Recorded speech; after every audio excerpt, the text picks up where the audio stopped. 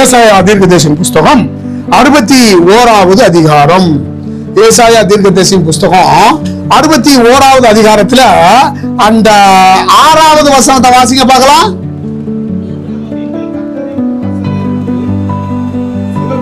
அவ்வளவுதான். நீங்கள் கர்த்தரின் ஆசாரியர் என்று சொல்லப்படுவீர்கள். யாரெல்லாம்? நீங்கள் கர்த்தருடைய ஆசாரியர்கள் என்று சொல்லப்படுவீர்கள். You will be called the priest of the Lord. நீங்கள் கர்த்தருடைய ஆசாரியர் என்று சொல்லப்படும். நீங்கள் கர்த்தருடைய ஊழியக்காரர்கள் என்று சொல்லப்படுவீர்கள் என்று வேதம் என்ன செய்கிறது? எனக்கு அன்பான தேவனுடைய பிள்ளைகளே, பழைய ஏற்பாட்டின் காலத்திலே தேவனுடைய ஊழியக்காரர்கள், தேவனுடைய தீர்க்கதரிசிகள் இவர்கள் எல்லாம் இருந்தார்கள். அவர்கள் எல்லாம் இப்ப நம்ம ஒரு காரியம் வேணும்னா நேரம் என்ன செய்யணும்? அவங்க தான் போகணும், ஊழியக்காரர்கள் தான் போகணும், தீர்க்கதரிசிட்டு தான் போகணும். ஏன்னா இஸ்ரவேல் ஜனங்கள் எல்லாம் வந்து சண்டை போட்டு வச்சுக்கிட்டு இருந்தவங்க நியாய விசாரிக்க யாரு தான் போனாங்க? மோசே கிட்ட தான் போனாங்க, ஆரோன் கிட்ட தான் போனாங்க. மோசேக்கு உனக்கு வாயா ஆரோன் இருப்பான்னு ஆண்டவர் என்ன செய்யாரு சொன்னார். பிரியமானவர்களே, அப்ப நமக்கு ஒண்ணு தேவை அப்படின்னா நம்ம யாருக்கு தான் போறோம்? ஊழியக்காரங்க தான் என்ன செய்யறோம்? அந்த ஊழியக்காரர் நமக்காக பிதாவிடத்துல கர்த்தரிடத்துல என்ன செய்கிறாரு? வேண்டுதல். இப்ப நீங்க பழைய ஏற்பாடுல நிறைய பேரை பார்த்தா நாங்க ஆண்டவரே நாங்க இந்த போருக்கு போகவா வேண்டாமான்னு கூட தீர்க்கதரிசி தான் என்ன செய்வாங்க? கேட்பாங்க. உடனே தீர்க்கதரிசி ஜெபம் பண்ணி போ அப்படின்னு சொல்றாரு. உடனே என்ன செய்வாங்க? இது பழைய ஏற்பாட்டு காலம். பழைய ஏற்பாட்டு காலத்துல மகா பரிசுத்த ஸ்தலத்துல ஆசாரியரை தவிர வேற யாரும் செய்ய முடியாது, பிரவேசிக்க முடியாது. மகா பரிசுத்த ஸ்தலத்துல தேவனால அபிஷேகம் பண்ணப்பட்டு தேவனால அங்கீகரிக்கப்பட்டவர்கள் தான் என்ன செய்ய முடியும்? மகா பரிசுத்த ஸ்தலத்துல போய் தேவனிடத்தில் என்ன செய்ய முடியும்? உறவாட முடியும். சோ அது பழைய ஏற்பாட்டின் காலத்திலே. ஆனால் புதிய ஏற்பாட்டின் காலத்துல இயேசு கிறிஸ்து வந்ததுக்கு அப்புறம் ஒரு ஊழியக்காரரை மீடியேட்டரா இயேசு வைக்கவில்லை. கைத்தறி ஆமென் சொல்லுங்க. Praise the Lord. ஹல்லேலூயா. புதிய ஏற்பாட்டின் காலத்துல இயேசு இந்த பூமியில மனிதனாக பிறந்து அவர் வளர்ந்து அவர் பரலோகத்துக்கு எடுத்துக்கொள்ளப்பட்டதுக்கு அப்புறம் தேவனுக்கும் நமக்கும் மீடியேட்டர் ஊழியக்காரங்க இல்லவே இல்ல. உங்கள் விண்ணப்பங்களையும் வேண்டுதல்களையும் ஸ்தோத்திரத்தோடு கூடிய ஜபத்தினால தேவனுக்கு தெரியப்படுத்துங்கள். நீங்களே தேவனுக்கு என்ன செய்யலாம்? தெரியப்படுத்தலாம். நீங்களே உங்களுக்கு என்ன தேவை அப்படிங்கிற ஆண்டவரத்துல கேட்கலாம், இயேசுகிட்ட கேட்கலாம். இதுக்கு ஒரு ஊழியக்காரன் சென்டர்ல மீடியேட்டரா தேவை இல்லை. கைத்தறி ஆமென் சொல்லுங்க பார்க்கலாம். ஆனா தேவனை டைரக்டா என்கிட்ட கேள்வி செஞ்சிட்டாரு, சொல்லிட்டாரு. அதனாலதான் இன்னைக்கு எல்லாரும் நான் என்ன சொல்றேன்? டைரக்டா ஏசப்பா என் குடும்பத்திற்கு தேவையானதை தாங்கப்பா, என் கண்ணீரை தொடங்கப்பா, என் கவலையை மாத்துங்கப்பா, எனக்கு சந்தோஷத்தை தாங்கப்பா, என் பிள்ளை நல்லா படிக்கட்டுப்பா, என் பிசினஸ் நல்லா டெவலப் ஆகட்டும்பா, எனக்கு இந்த வேலை வாங்குறது காசு இல்லப்பா, எனக்கு நீங்க எப்படியாவது கொடுங்கப்பான்னு நீங்க முட்டி போட்டு ஜெபிச்ச உடனே கர்த்தர் உங்கள் விண்ணப்பத்தை கேட்டார். அற்புதமே பார்த்தீங்க. கைத்தறி ஆமென் சொல்லு. அப்போ இயேசு கிட்ட நம்ம டைரக்டா என்ன செய்யறோம்? கேட்கிறோம். இடையில ஊழியக்காரன் தேவையே. ஆனா இன்னைக்கு நிறைய பேரு இடையில அந்த ஊழியக்காரனை வச்சுக்கிட்டு தான் என்ன செய்யறாங்க? தானும் விசுவாசியா இருக்காங்க. ஆண்டவரே எங்க குடும்பத்துல ஒரு வீடு கட்டுங்க, பாதியா நின்று போச்சுன்னு உடனே லெட்டர் எழுதுவாங்க. எப்படி? நிறைய ஊழியக்காரங்க லெட்டர் எழுதுவாங்க. என் குடும்பத்தில் நான் கட்டி கொடுத்த வீடு பாதியாக நின்று போய்விட்டது. உடனே ஒரு ஊழியக்காரனுக்கு லெட்டர் எழுதுவாங்க. அதை அவர் ஊழியக்காரர் பார்த்து ஆண்டவரே இத மாதிரி லட்சக்கணக்கான இது வரும். உடனே என் குடும்பத்துல என் பிள்ளைக்கு இன்னும் திருமணமாகவில்லை, திருமணமாக ஐயா அவர்கள் ஜெபிக்கும்படி கேட்டுக்கொள்கிறேன். என் பிள்ளை கல்யாணம் ஆகி இன்னும் குழந்தை இல்ல, குழந்தை கிடைக்கிறதுக்காக நீங்கள் ஜெபிக்கும்படி. ஹலோ, புதிய ஏற்பாட்டின் காலத்துல இங்க மீடியேட்டர் இல்லவே இல்ல. நீங்க ஒரு ஆளுக்கு எழுதி போட்டு அவர் ஜெபம் பண்ணி ஆண்டவர்கிட்ட கேட்டு அவர் உங்களுக்கு வாங்கி தருவதற்கு முன்னால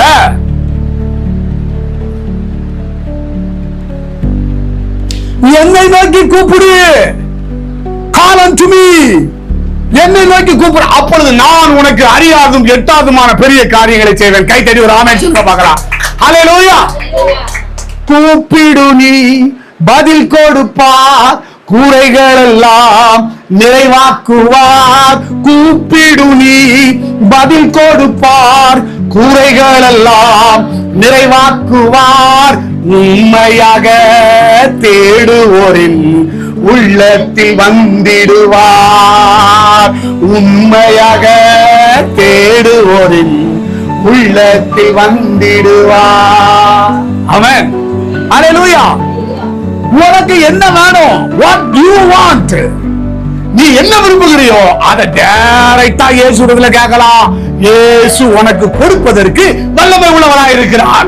இடையில ஒரு மீடியேட்டர் சொல்லி அவர் போய் கூப்பிட்டு உனக்கு தர வேண்டிய அவசியம் இல்ல.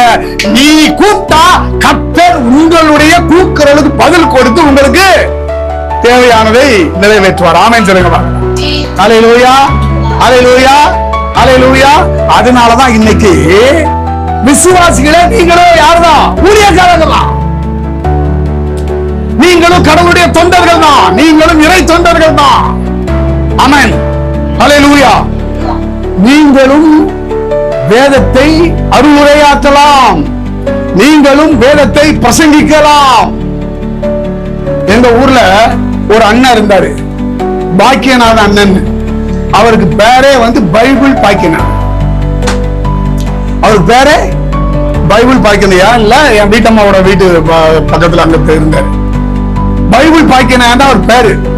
பைபிளை எத்தனை முறை அவர் வாசித்து பார்த்ததுக்காரனே தெரியாது. பைபிள் அவருக்கு தெரியாத விஷயம் கிடையவே கிடையாது. யாராவது பிரசங்கர் தப்பா பிரசங்கம் பண்ணிட்டா பிரசங்கம் முடிஞ்சவன கூப்பிட்டு, ஐயா இது இப்படி இல்ல, இது இப்படிதான் பிரசங்கம் பண்ணி தப்பா பிரசங்கம் பண்ணிட்டாரு, டேரக்டாவே முடிஞ்ச போயிட்டு செய்வாரு, சொல்லுவாரு. பேர் பைபிள் பாக்கியனாரு. ஒரு லைன் கூட விடாம neat and clean. Government servant தான், இப்ப இறந்துட்டாரு அழகா. ஆனா அப்படிப்பட்ட அவர்களாம் பைபிள் பிரசங்கம் ரொம்ப டாப்பா பண்ணுவார். பைபிளை மூடிய வச்சு எரிச்சுவாரு, வசனம் எல்லாம் சொல்லுவார். ஏன்னா எல்லா வசனமும் உள்ள இருக்குது. அந்த இருப்பிடத்துல இருந்து எல்லாம் சொல்லி எரிச்சுவாரு பிரசங்கம். ஆனா அவர் முன்னாலே நான் பல நூற்றுக்கணக்கான பிரசங்களை நினைச்சிருக்கேன், ஊர்ல பண்ணிருக்கேன். ரொம்ப கவனமா கேட்பாரு, சரியா பேசணும் அப்படின்பாரு. கைத்துட்டு ஆமென் சொல்லுங்க பார்க்கலாம். அல்லேலூயா. ஏன்னா வேதத்தை வேத வசனம் மூலமா சரியாக பேசணும். அதுதான் விசுவாசிக்க அழகு. கர்த்தர் அதை தருவார், கர்த்தர் இதை தருவார், உனக்கு அப்படி செஞ்சிருவாரு, உனக்கு இப்படி செஞ்சிருவாரு. 4 மாசத்துல அது நடக்கும், 1 வருஷத்துல அது நடக்கும். அது நடக்கத்தானே போகுது, அது நடக்கத்தானே போகுது. அதை நான் சொல்லி உங்களுக்கு தெரிய வேண்டிய அவசியம் கிடையாது. நான் ஆண்டவர் சொல்லிட்டேன், நீ என்ன நோக்கி கூப்பிடு, நான் உனக்கு செய்ய வேண்டியதெல்லாம். அப்ப திருச்சபை என்பது எதற்கு? வேதம் என்பது எதற்கு? நாம் எல்லாருமே ஊழியக்காரர்கள் தான். ஆனால் எல்லோரும் யார் யாரெல்லாம் பிரசங்கிக்க விரும்புகிறார்களோ அவர்கள் எல்லாம் பிரசங்கத்தை கேட்கிறவர்களா இருக்க வேண்டும். கைத்தறி ஆமென் சொல்லுங்க பார்க்கலாம். ஒரு எனக்கு தெரிஞ்ச ஒரு ஊழியக்காரர் அப்படிதான் சொல்லுவார், நான் ஒரு பிரசங்கம் பண்றோம்னா 100 பிரசங்கங்கள் என்ன செய்வேன்னா கேட்பேன். எந்த ஒரு ஊழியக்காரன் மற்றவர்கள் பிரசங்கம் பண்ணுகிற பிரசங்கத்தை ரொம்ப கவனமா கேட்கிறாங்களோ அவங்க தான் சரியா பிரசங்கம் பண்ண முடியும். அல்லேலூயா. அதற்காக தான் ஆராதனை. தேவன் ஒரு வசனத்தை உங்களுக்கு ஒரு விதமா பேசுவாரு, இன்னொரு வசனத்தை எனக்கு என்னுடைய ஞானத்துக்கு ஏத்த மாதிரி பேசுவாரு. அப்போ அந்த பைபிள் பாக்கியனால அங்க அண்ணா என்ன சொல்லுவாருன்னா, எல்லாரும் பைபிள் காலேஜ் படிக்கிறாங்க, பேச்சுலர் ஆஃப் தியாலஜி படிக்கிறாங்க, மாஸ்டர் ஆஃப் தியாலஜி படிக்கிறாங்க, இப்படி பைபிள் படிச்சவங்க தான் என்ன செய்ய முடியும், இத பிரசங்கம்லாம் பண்ண முடியும்னு சொல்லுவாரு.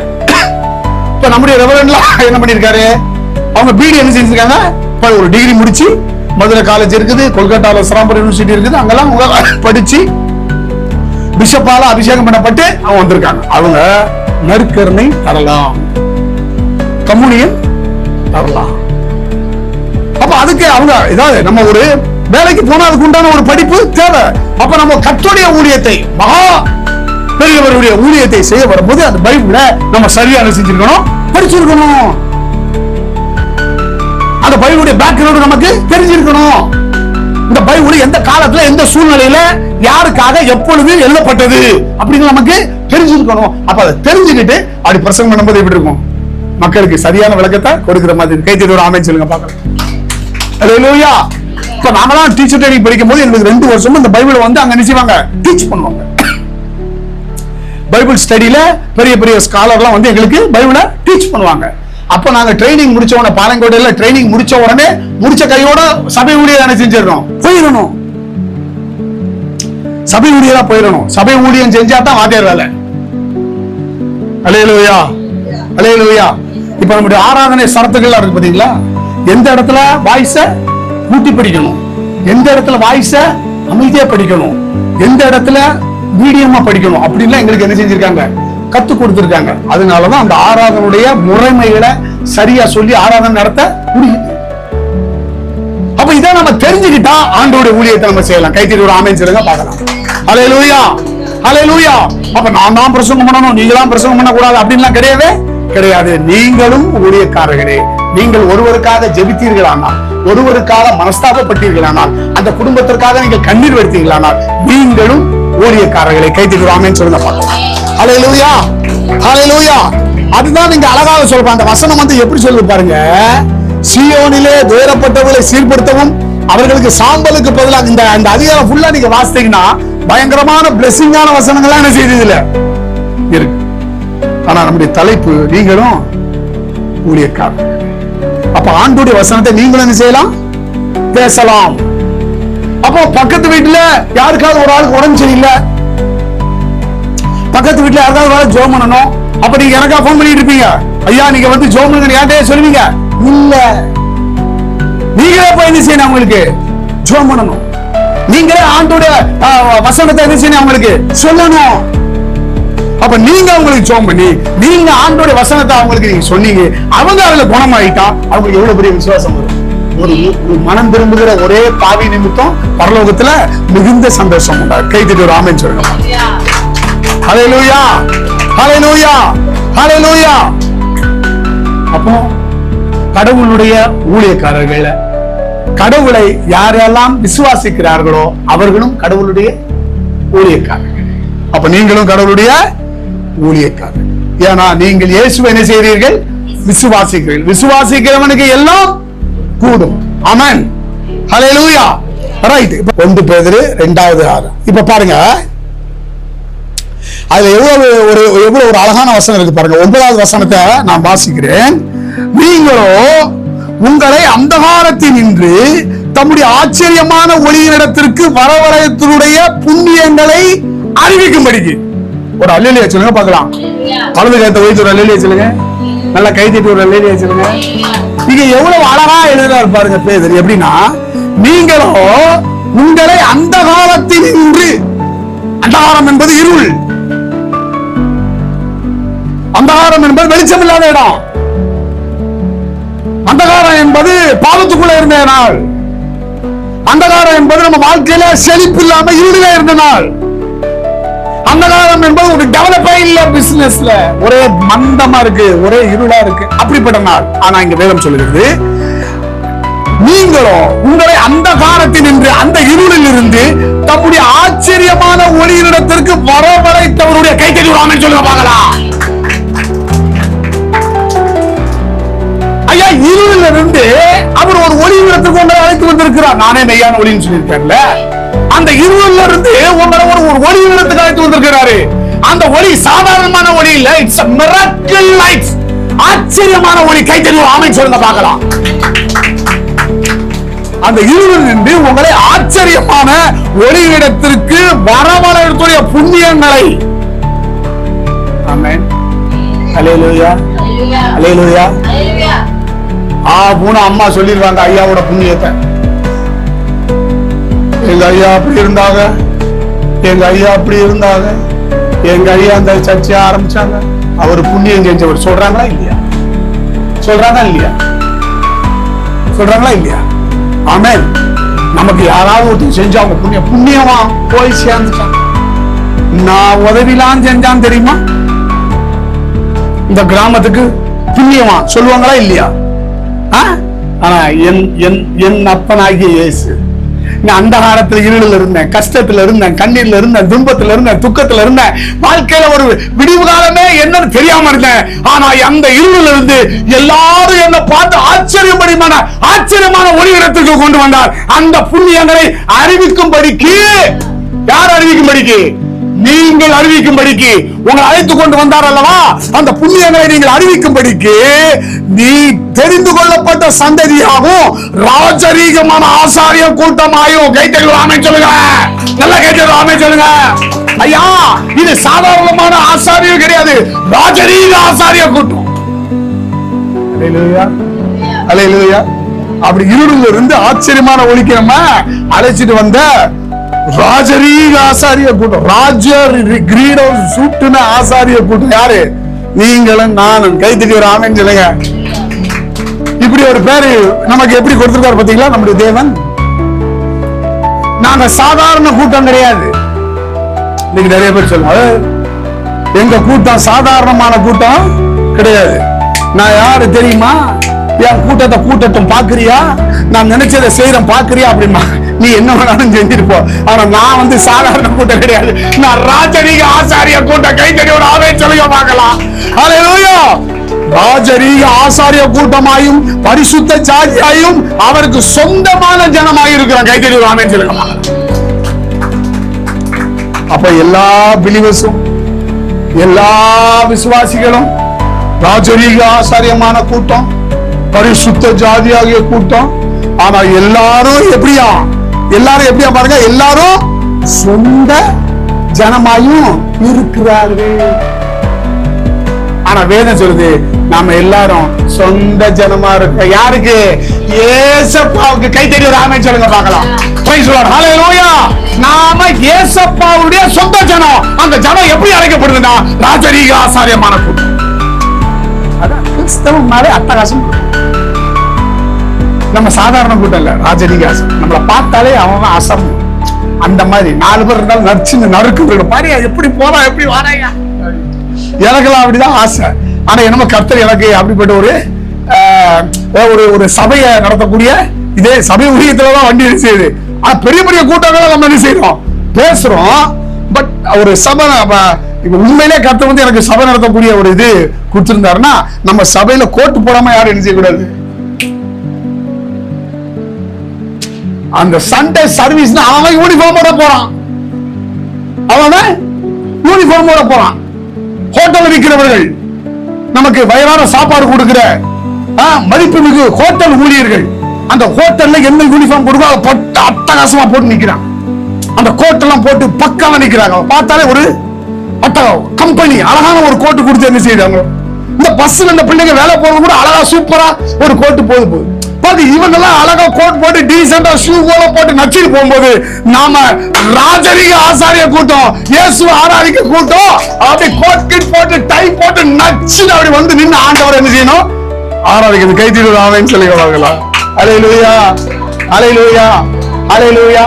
ஏன்னா நாம சாதாரண கூட்டம் கிடையாது, ஆசாரிய கூட்டம். இதுதான் ஆண்டவருடைய மனதினுடைய எண்ணம். அத நீங்க இந்த பூமியில செய்யணும். அல்லேலூயா. செய்வீங்களா? ஆமென் சொல்லுங்க பார்க்கலாம். அல்லேலூயா, அல்லேலூயா.